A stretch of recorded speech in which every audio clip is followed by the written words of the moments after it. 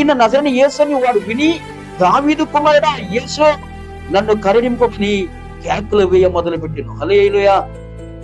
ఎవరు వెళ్ళేది? నజరేయుడైన యేసు.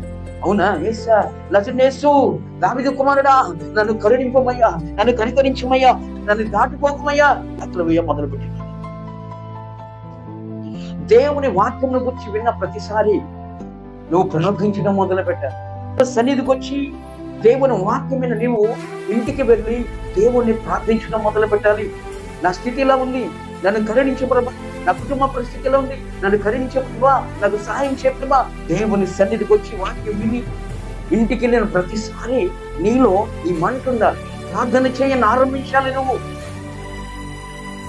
వాక్యం విన్నాము, వెళ్ళి వచ్చాం, మౌనం ఉండిపోదాం. గుడ్డి భర్త ఎప్పుడైతే యేసు అనే మాట విన్నాడో, దావీదు కుమారుడు యేసు నన్ను కరుణింపమని కేకలు మొదలు పెట్టాడు. ఆపలేదు, కేకలు పెడుతున్నాడు, కేకలిస్తున్నాడు, బిగ్గరగా అరుస్తున్నాడు. ఈ స్వరం యేసైకి వినపడాలి. ఈ స్వరం యేసు. దావీదు కుమారుడా యేసు నన్ను కరుణింపమయ్యా. ధనవంతుల దగ్గర చేతులు చాపి నన్ను కరుణించినయ్యా. కరుణించవలసిన దేవుడు కరుణించాలి. కరుణించవలసిన యేసు కరుణించి నా చరిత్ర మారాలి. కరుణించవలసిన దేవుడు కరుణించాలి. ఆయన ఏమైనా చేయగలడు. ఆయన నామానికి మహిమకలుగును గాక.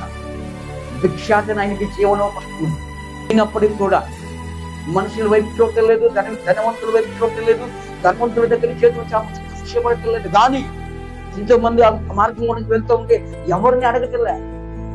యేసు నన్ను కరుణించయ్యా, దావీదు కుమారుడు నన్ను కరుణించయ్యా అని కేకలు వేయ మొదలైంది. ఇన్ని సంవత్సరాల క్రైస్తవ జీవితం చేస్తున్న నీవు, వాక్యమైన నీవు, దైవ సన్నిధికి వచ్చిన నీవు, దైవ సన్నిధి నుంచి ఇంటికి వెళ్తున్న నీవు, మందిరం నుంచి ఇంటికి వెళ్తున్న నీవు, యేసుని ఆరాధించడం మొదలు పెట్టావా? యేసు నిలిచే వరకు, యేసు దిగి వచ్చే వరకు, యేసు క్రీస్తు ప్రభు నీ ప్రార్థన గదిలోకి దిగి వచ్చే వరకు, నీ ఎదుటకు వచ్చి నిలబడే వరకు, నీ మొర ఆలోచించే వరకు, నిన్ను కరుణించే వరకు మనం ఏం చేయాలి? ప్రార్థన చేయ మొదలు పెట్టాలి. చేస్తూనే ఉండాలి.